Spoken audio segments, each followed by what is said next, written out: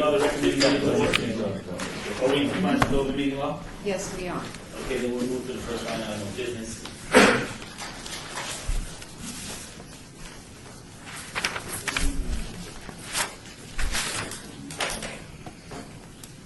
And so that everyone knows, each bill moved out of committee today will be eligible for adoption at the city council meeting on August 16, 2017.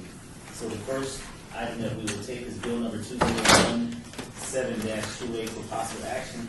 This amends the Unified Development Code to authorize the expansion, enlargement, or alteration of non-conforming adult emporium located within the downtown Centennial Plan area, and makes conforming changes to other provisions of the municipal code regarding the licensing of bookstores and adult emporiums. This is sponsored by Councilman Bob Coffin at his request.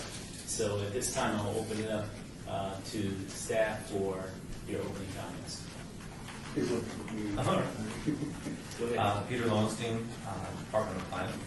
As stated, the intent of the proposed text amendment is to amend the zoning ordinance to allow non-conforming adult emporiums located in the downtown Centennial Plan the ability to have limited expansion, alteration, and enlargement, and is similar to the one adopted by City Council in 2010, which allowed for the expansion, enlargement, and alteration of non-conforming nude shows within the downtown Centennial Plan. The amendment also seeks to standardize the language in both the zoning ordinance and the business license code. And Mr. Steve would have a First Amendment language that he could. Yes, thank you. You should have in front of you a proposed First Amendment. Unless you really want me to go through it line by line, let me just tell you what it does. We identified 3 places in sections 6, 7, and 8 of the bill where it's a little unclear that when we're going to the terminology of adult emporium in the licensing code, that we still license bookstores that are not adult-oriented under this chapter. And so we just added the word "a" or "all" to clarify that there's an adult emporium and a bookstore that's covered by this chapter, 2 different uses, 2 different types of operations. And then in Section 5, there was a change where we took out language that isn't used anymore by the licensing division, having to do with the code currently says that if you're a grocery store, a drug store, a convenience store, or gift shop, and you sell adult-type publications, you have to get a separate license. And since they haven't been following that, we're just deleting that language to conform to existing practice. So we recommend this go forward as a First Amendment. Is there anyone from the public wishing to speak on this item? If so, please come forward and state your name for the record.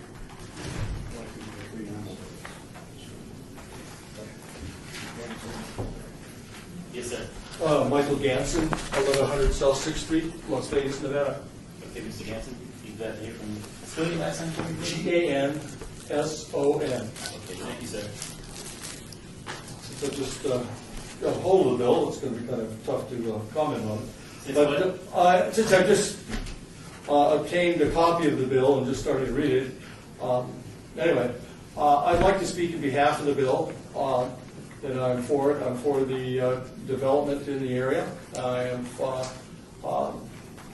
lived in the neighborhood 17 years, and it's time that we went ahead and opened up this sort of idea now that not to be mixing issues with the marijuana dispensaries in the neighborhood, but the idea that this is moving forward. I see that we're allowing this ability for these private landowners to develop their property as they see fit within the scope of this document. They should have the right to be able to do that, is what I'm saying. Okay. Thank you. Thank you. All right. Thank you, Mr. Ganson. Is anyone else wishing to speak on this item? So please come forward and state your name for the record.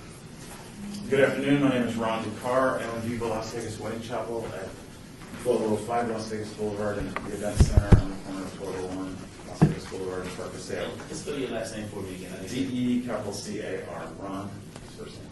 Ron DeCar. Yes, sir.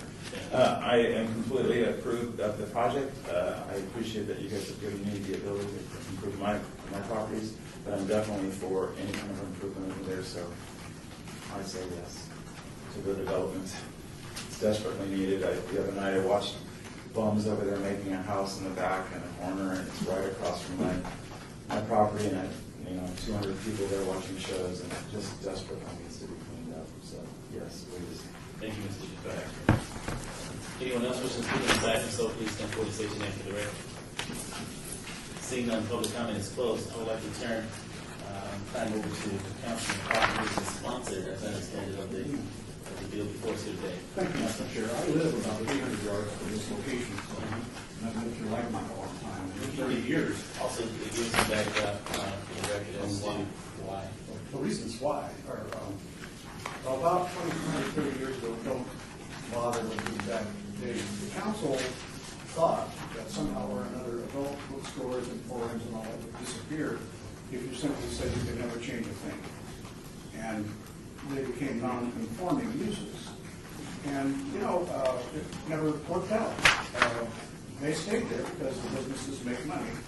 So why would you close, why would you move from a location where you make money? So, in essence, what's happened is all these locations have become really seedy, really ugly, and run down. The object case here today, the one that benefits the most is right at the corner near my house at Park Paseo on the Boulevard. And they want to invest a lot of money in a new building, but there's no incentive. They've got a whole corner there, and they'll put in a parking lot and a lighted parking lot, they can say, with landscape. And the correct egress to ingress controls to keep it out of the neighborhood. So while that is not addressed in the bill, that's the purpose of the bill, was to improve the neighborhoods. There's half a dozen places downtown that probably fit into this. So there's no incentive to improve the property. If you are not allowed basically to expand or to develop it, to make it look good, why would you spend $1 million or even $10,000 on that? This is a growth bill, and I think it's going to beautify the neighborhood, believe it or not. It's one of those not those things. So that's all I have to say. It's overdue. Chairman is absenting himself. Make a motion? Sure. Okay. Mr. Senior Man, I will move to pass the first amendment of item number 3, Bill 2017-28. Okay, I'll second it. All those in favor? Aye. Aye. Opposed, motion carries unanimously. All right, I guess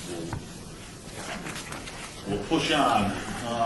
Item number 4, 2017-29, possible action amend the city business licensing regulations to revise the grounds upon which a business license may be denied or subjected to disciplinary action to prohibit a licensee from violating or committing the violation of the license condition proposed by Brad Durbin. Yes, Mr. Chairman, I will make a presentation on this bill. This one is some more cleanup that's been in the works for some time. What it does is it goes through the various sections that govern license revocation, license denial, license suspension, and standardizes the grounds for taking those actions to include items that violate the code, but short of a conviction. If the city attorney, for example, can make a presentation before the council that certain conduct occurred, and you find that occurred by substantial evidence, you no longer have to rely on there being a criminal conviction to bring a licensing revocation proceeding, for example. It takes some language that exists in parts of the code and not in others and puts it all in each provision that governs each of these proceedings. And it also takes what currently is found in the liquor code that allows or that prohibits a licensee from violating the condition of a license or permitting the violation of the condition of a license, and moves it over into the regular licensing provisions so that limitation applies to all business licenses, and recommend approval. Is there anyone who wishes to speak on this item, so please come forward and state your name for the record. Seeing none, public comment is closed. Question I have is, the criminal component that it takes today for Right. that to bring a complaint before us. Right. So thereby eliminating that component and just with a presentation that there was a violation of the business licensing, that can move forward. Yes, correct. Minus the need today for there to be Conviction. For conviction. Correct. Okay. Is there Mr. Chairman, anything one other thing, I forgot to mention, this will go out for business impact solicitation, sent out to the chambers, and we got no responses back. Okay. Are there any questions from colleagues? We're hearing none. I'll entertain a motion. Move for due pass, and this is the only bill, no amendments. Correct. Move for due pass on bill 2017-20. There's been a motion for due pass. All in favor? Aye. So moved. Let the record reflect also that I am in the agenda for bill number 2017. Public comment. This section is set aside for all staff members in the audience to come forward and tell us what's on your mind. Any takers? Seeing none, entertain a motion.